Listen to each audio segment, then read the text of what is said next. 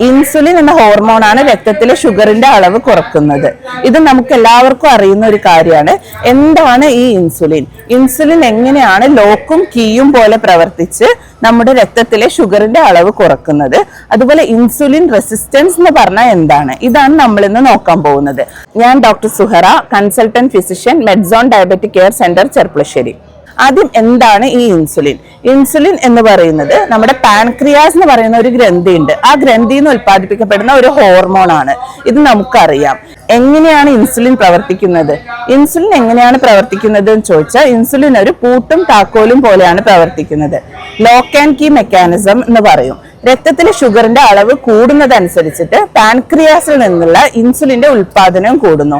ഈ ഇൻസുലിൻ ഒരു കീ പോലെ പോയി ഈ ഇൻസുലിൻ റിസപ്റ്റേഴ്സിൽ പോയിട്ട് ബൈൻഡ് ചെയ്യും. ആ സമയത്ത് ആ റിസപ്റ്റേഴ്സ് അൺലോക്ക് ആവും.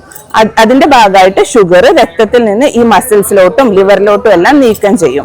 അത്തരത്തിലാണ് നമ്മുടെ ഇൻസുലിൻ രക്തത്തിൽ ഷുഗറിന്റെ അളവ് കുറക്കുന്നത്. ഇനി നമുക്ക് ഇൻസുലിൻ റെസിസ്റ്റൻസ് എന്താന്ന് നോക്കാം. ഇൻസുലിൻ റെസിസ്റ്റൻസ് എന്ന് പറഞ്ഞാൽ ഇൻസുലിൻ ഉണ്ട്, എന്നാൽ അതിന്റെ പ്രവർത്തനം ചെയ്യാൻ കഴിയുന്നില്ല. ഇതിനെയാണ് ഇൻസുലിൻ റെസിസ്റ്റൻസ് എന്ന് പറയുന്നത്. ഷുഗറിന്റെ അളവ് കൂടുമ്പോൾ പാൻക്രിയാസ് എന്നുള്ള ഇൻസുലിന്റെ ഉൽപാദനം കൂടും, എന്നാൽ ഇൻസുലിന് പ്രവർത്തിക്കാൻ കഴിയുന്നില്ല. ഇതിന്റെ കാരണം എന്താണെന്ന് ചോദിച്ചാൽ, ഇത് സാധാരണ കാണാം ഒബിസിറ്റി അല്ലെങ്കിൽ പൊണ്ണത്തടിയുള്ളവരില്, അതുപോലെ തന്നെ അമിതമായി കൊഴുപ്പടങ്ങിയ ഭക്ഷണം കഴിക്കുന്നവരില്, ഒരുപാട് ഷുഗർ കഴിക്കുന്നവരില്, അതുപോലെ തന്നെ PCOD ഒക്കെ ഉള്ളവരില്, ഇത്തരത്തിലുള്ള ആളുകളിൽ അവരുടെ മസിൽസിന്റെ അതുപോലെ ലിവർ സെൽസിന്റെ ഒക്കെ ചുറ്റും കൊഴുപ്പടിഞ്ഞു കൂടാൻ തുടങ്ങും.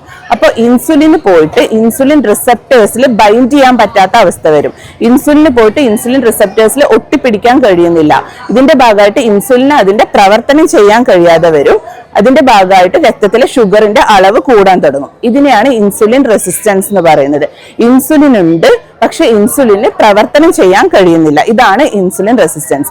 ഈ ഇൻസുലിൻ റെസിസ്റ്റൻസ് ഉള്ളവരിൽ ലൈഫ് സ്റ്റൈൽ ഡിസീസസ് ആയിട്ടുള്ള ഡയബറ്റിസ് അല്ലെങ്കിൽ പ്രമേഹം, ഹൈപ്പർ ടെൻഷൻ അല്ലെങ്കിൽ BP കൂടുന്ന അവസ്ഥ, cardiac diseases, heart attack, stroke, ഇവയെല്ലാം കൂടുതലായിട്ട് കാണപ്പെടുന്നു എന്നുള്ളതാണ്.